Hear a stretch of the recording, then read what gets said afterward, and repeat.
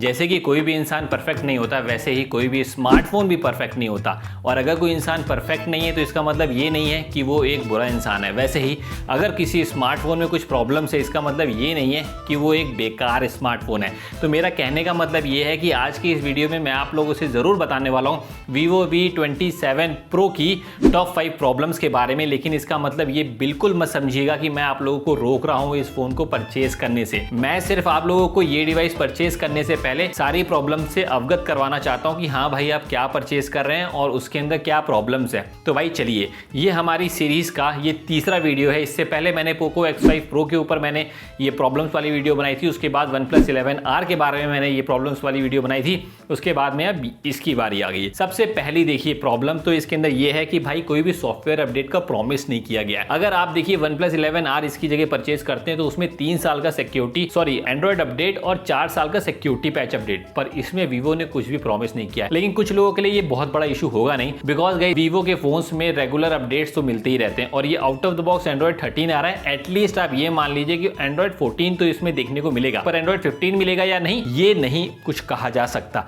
इसके बाद गाइस यहाँ पे जो सेकंड सबसे बड़ा ड्रॉबैक लगता है इसके अंदर ब्लोटवेयर और एड्स का। इसके अंदर भर भर के यहाँ पे ब्लोटवेयर एप्लीकेशंस दिया हुआ है, जैसे कि V app store, browser, hot apps, hot games, ऐसे करके तमाम ऐसी एप्लीकेशन है जो कि अनइंस्टॉल भी नहीं होती और ना ही डिसेबल होती हैं, जिसकी वजह से कुछ लोगों के लिए उतना अच्छा एक्सपीरियंस नहीं होगा। तो ये ब्लोटवेयर तो है ही है, साथ ही साथ में यहाँ पे एड्स भी आते हैं। जो इनका वी ऐप स्टोर है ना, उस नोटिफिकेशन में एड्स यहाँ पे आते हैं और अगर गलती से आपने वो ऑन कर दिया तो भगवान ही बचाए उससे। लेकिन गाइस इन सब के साथ ही साथ में भाई एक अच्छी बात मिल जाती है कि आप इसमें जो गूगल डायलर मिलता है ना, उसको आप यहाँ पे डिसेबल करके Vivo का डायलर ऑन कर सकते हैं। अब आप सोचेंगे कि भाई गूगल का डायलर हटा के Vivo का क्यों? भाई अगर आपको डिफॉल्ट कॉल रिकॉर्डिंग आपको ऑन करनी है अपने फोन में, तो Vivo का डायलर इसके अंदर ऑन करने का तरीका है, जिसमें कि सेटिंग्स में जाकर के आपको यहाँ पे कुछ टॉन्गल्स को ऑन करना पड़ेगा, जिसके बाद में गूगल के डायलर से हट करके आप Vivo के डायलर पे आ जाएंगे। इसी के बाद में गाइस जो अगला इशू आता है वो है ड्यूरेबिलिटी का इशू।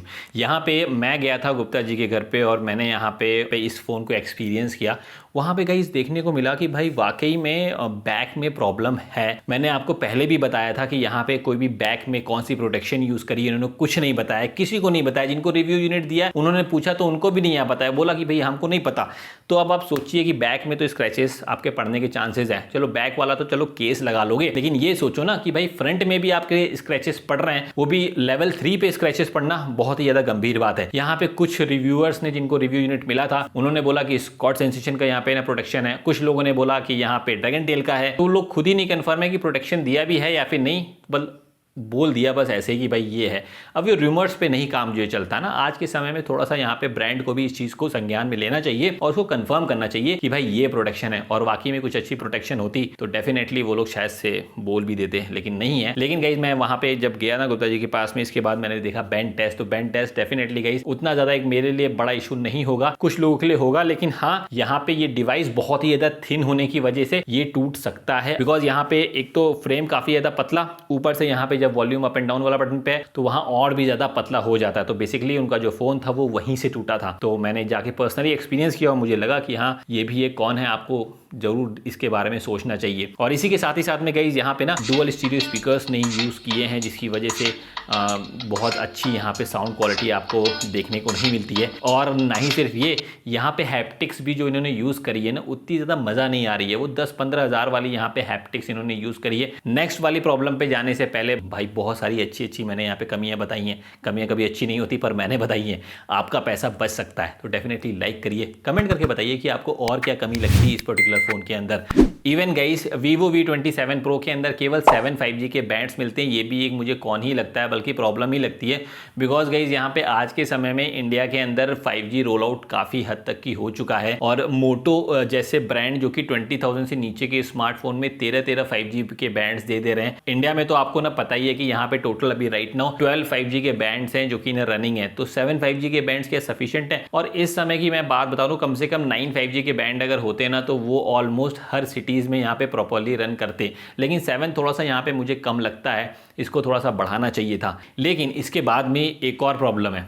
देखिए, इसके अंदर प्रोसेसर तो दिया हुआ है Dimensity 8200 का, लेकिन अगर आप इसको as a gaming device buy करना चाहते हैं, मतलब as a competitive gaming device, तो भाई कर्व डिस्प्ले होने की वजह से और थोड़ा थिन होने की वजह से ऐसा हो सकता है कि एक्सीडेंटल टचेस वगैरह आपको देखने को मिले एक्सट्रीम गेम प्ले में, जहां पे बहुत ही ज्यादा कंसंट्रेशन की जरूरत होती है। वरना तो जर्नली तो मुझे इतना ज्यादा प्रॉब्लम नहीं हुई, लेकिन अगर आप स्पेशली कमर्शियल गेमिंग के लिए लेंगे तो वो थोड़ा सा सोच करके लीजिएगा। इवन गाइस, यहाँ पे जो कैमरा बोला जा रहा है ना, कैमरा इसका अच्छा है, नो डाउट। मुझे पर्सनली बताऊं, मुझे कैमरा बहुत ज्यादा अच्छा लगा। मैंने 11R के कंपैरेटिवली यहाँ पे कंपेयर किया था। बस वो जो चेहरा है ना, कई बार उसका शेडो पार्ट को काफी ज्यादा डार्क कर देता है। अगर इस चीज को ये इंप्रूव कर ले तो और भी ज्यादा बेहतर, लेकिन मैं उसको ऐसा गौन नहीं मानता हूं। सबकी ऑप्टिमाइजेशन अपनी अपनी अलग अलग होती है, तो एक वो भी एक फैक्टर जो मुझे पर्सनली लगता है, आप लोग उसको इग्नोर करना चाहें तो आप कर सकते हैं।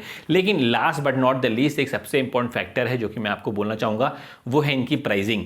यहाँ पे कुछ लोगों को ये 37-38,000 का पड़ रहा है, और यहाँ पे मुझे पड़ा है 35,000 का, और मैं कुछ लोगों को जानता हूँ जिनको यहाँ पे 35,000 से भी लेस का पड़ा है। जी हाँ, 34,000 33,000 में भी पड़ा है। तो अगर ये फ्यूचर में जाकर के प्राइस इतनी ज़्यादा फ्लक्चुएट होगी तो जो 37,000 का परचेस करेगा वो काफ़ी ज़्यादा ठगा सा महसूस करेगा। भाई मैंने तो 35 का लिए तो मेरा तो ठीक है, लेकिन अगर आपको लेना है ना, मैं आपको एक्चुअल प्राइस बताऊं, 35 तक की आप दीजिए या उससे कम ही आप दीजिए।